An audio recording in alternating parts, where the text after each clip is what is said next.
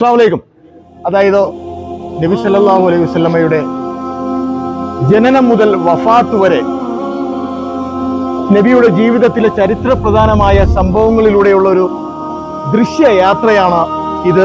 തിരുവനന്തപുരം ജില്ലയിലെ കന്യാകുളങ്ങര മുസ്ലിം ജമാഅത്ത് സംഘടിപ്പിച്ചിരിക്കുന്നത്.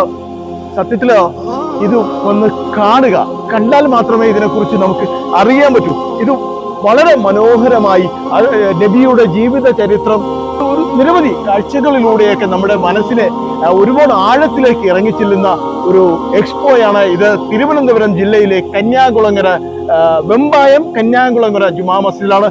ഇന്നും നാളെയും മറ്റന്നാളും കൂടി ഞായറാഴ്ച ഇത് അവസാനിക്കുകയാണ്. മാക്സിമം എല്ലാവരും വന്ന് ഇത് കാണുക. കണ്ടാൽ മാത്രമേ ഇത് എന്താണ് ഏതാണെന്നൊക്കെ നമുക്ക് അറിയാൻ പറ്റൂ. എന്തായാലും ഇതിനെക്കുറിച്ചുള്ള കൂടുതൽ വിശേഷങ്ങൾ നമ്മുടെ ഇവിടുത്തെ സംഘാടകരുമായിട്ട് ഞാൻ സംസാരിക്കണം. ഇത് നമുക്ക് മാക്സിമം ഒന്ന് കാണാൻ ശ്രമിക്കാം. പ്രവാചകനെ കൂടുതൽ അറിയുക, അതാണ് ലോകത്തിൻ്റെ എല്ലാ പ്രശ്നങ്ങൾക്കും പരിഹാരം. ആ പ്രവാചകന്റെ ജീവിതത്തെ പിൻപറ്റുക, അതിനുവേണ്ടിയാണ്, ആ ലക്ഷ്യത്തിലാണ് ഈ ജമാഅത്ത് ഒരു മാതൃകാപരമായ ഈ ഒരു പരിപാടി സംഘടിപ്പിച്ചിട്ടുള്ളത്.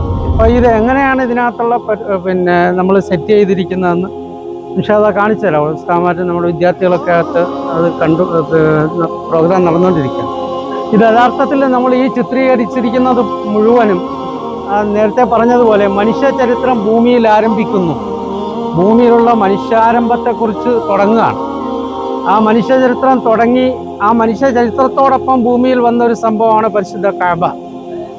അപ്പോൾ ഇന്ന അവ്വല ബൈത്തിൻ ഉദിഅ ലിന്നാസി ലല്ലദീ ബിബക്കത മുബാറക എന്ന് ഖുർആൻ പറഞ്ഞ ഭൂമിയിൽ ആദ്യമായി അള്ളാഹുവിനെ ആരാധിക്കാൻ വേണ്ടി നിർമ്മിക്കപ്പെട്ട കഅബ, അതിൻ്റെ തുടക്കം മുതൽ ആണ് മനുഷ്യൻ്റെ തുടക്കവും. അവിടെ നിന്ന് ഇങ്ങനെ വന്ന് പ്രവാചകൻ മുഹമ്മദ് നബി സല്ലല്ലാഹു അലൈഹി വസല്ലമയുടെ കുടുംബ പരമ്പരയാണിത്.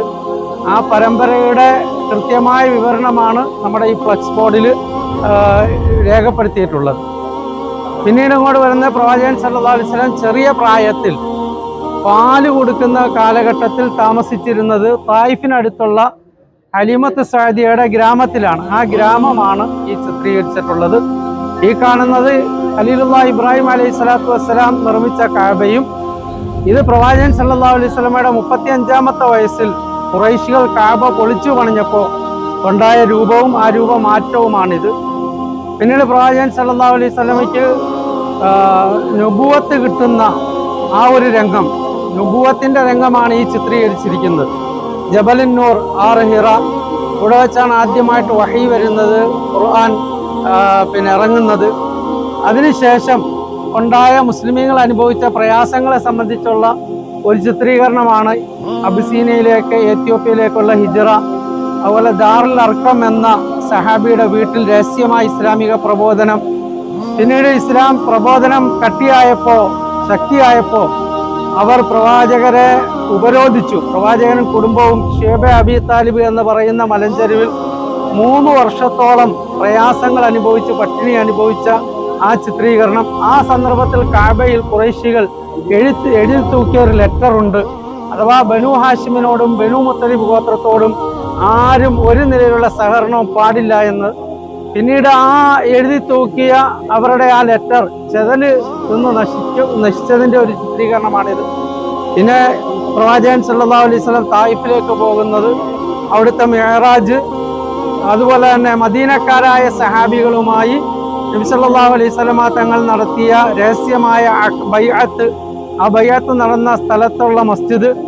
പിന്നീട് മക്കയിൽ നിന്ന് നാട് വിട്ടു പോകേണ്ട വന്ന ഒരു സാഹചര്യത്തിൽ, അഥവാ മക്കയിൽ നിന്ന് ഹിജ്റ പോകാൻ അള്ളാഹു അനുമതി നൽകിയപ്പോൾ പ്രവാചകൻ സല്ലല്ലാഹു അലൈഹി വസല്ലം ശരിക്കും മക്കയിൽ നിന്ന് നേരെ മദീനയിലേക്ക് പോകുന്ന റൂട്ടിൽ പോകാതെ മറ്റൊരു വഴിക്ക് സഞ്ചരിച്ച് ജബൽ സൗർ എന്ന് പറയുന്ന മലയിലെ ഗാറ് സൗറിൽ, ഗുഹയിൽ 3 ദിവസത്തോളം അബൂബക്കർ സിദ്ദീഖ് റളിയല്ലാഹു അൻഹുമായിട്ട് ഒളിച്ചു കഴിയുകയും അതിനുശേഷം സമുദ്രതീരത്തിലൂടെ യാത്ര ചെയ്ത് മക്കയിലേക്ക് പോകുന്നു. അതിനിടയിൽ കയറിയ ഉമ്മു മഅബദ് അവരുടെ കൂടാരം, മദീനയിലെത്തിയ ഉടനെ ആദ്യം നിർമ്മിച്ച മസ്ജിദുൽ ഖുബ, അതുപോലെ തന്നെ മസ്ജിദുൽ ഖുബയിൽ നിന്നും മദീനയിലേക്ക് ആദ്യം എത്തിയപ്പോൾ പ്രവാചകൻ സല്ലല്ലാഹു അലൈഹി വസല്ലം താമസിച്ച അബൂ അയ്യൂബ് അൻസാരി റളിയല്ലാഹുവിന്റെ ഭവനം, പിന്നീട് മസ്ജിദ് നിർമ്മാണം, ഇങ്ങനെ തുടങ്ങി പ്രവാചകൻ സല്ലല്ലാഹു അലൈഹി വസല്ലമയുടെ ജനനം മുതൽ വഫാത്ത് വരെയുള്ള ഒരു ചിത്രീകരണമാണ് ഈ 1-ാമത്തെ സെഷനിൽ ചെയ്തിട്ടുള്ളത്.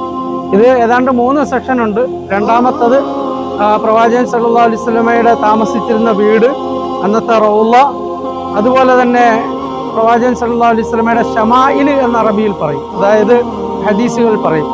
തങ്ങളുടെ ജീവിതം, ശൈലി, ഉപയോഗിച്ച വസ്ത്രങ്ങൾ, കഴിച്ച ഭക്ഷണം, അതുപോലെ തന്നെ വീട്ടിലെ സൗഹൃദം, ഇതെല്ലാം ചിത്രീകരിക്കുന്ന 3ാമത്തെ സെഷൻ ഉണ്ട്. ഇങ്ങനെ വളരെ ബൃഹത്തായ രീതിയിലാണ് നമ്മൾ അൽഹംദുലില്ലാഹ് ഈ എക്സ്പോ സംഘടിപ്പിച്ചിട്ടുള്ളത്.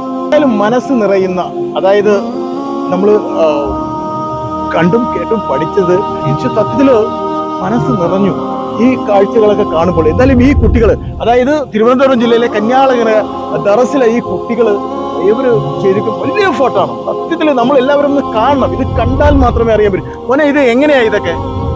ഇവിടുത്തെ ഉസ്താദുമാരും ജമാഅത്ത് ഇവരുടെ സഹായത്തോടുകൂടി ഞങ്ങളുടെ കുറെ ദിവസങ്ങളിലെ പ്രയത്നത്താൽ എല്ലാം ഞങ്ങൾ സംഘടിപ്പിച്ചെടുത്ത കാര്യങ്ങളാണ്.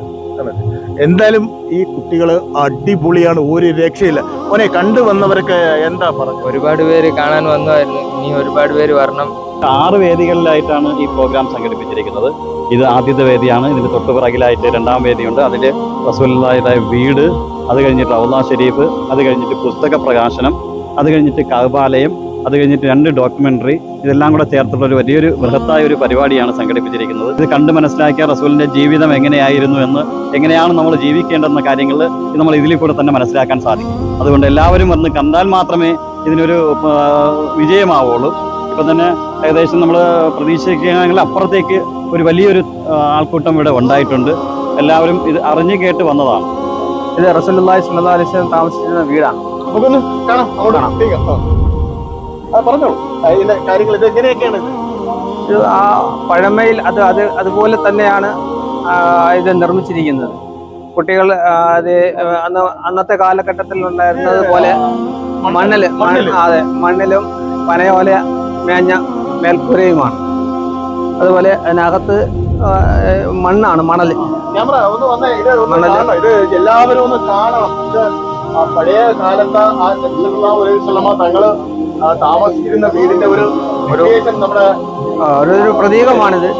ഒരു പനയോലയും അന്നത്തെ മൺപാത്രങ്ങളും അതുപോലെ തന്നെ വിളക്ക്, ഇതെല്ലാമാണ് വളരെ മനോഹരമായി നമ്മളെ കുഞ്ഞു മക്കൾ തയ്യാറാക്കിയിരിക്കുന്നത്. റൗളയിലെ ചില തൂണുകൾ, അത് ചരിത്ര പ്രാധാന്യമുണ്ട്, അതല്ലാത്ത പ്രാധാന്യമുണ്ട്. അങ്ങനെയുള്ള തൂണുകൾ പലപ്പോഴും അവിടെ ചെല്ലുമ്പോൾ സമയക്കുറവ് കൊണ്ടും മറ്റും ഹജ്ജ് ഉംറയ്ക്ക് പോകുന്നവർക്ക് പോലും പെട്ടെന്ന് കൃത്യമായിട്ട് മനസ്സിലാകാറില്ല.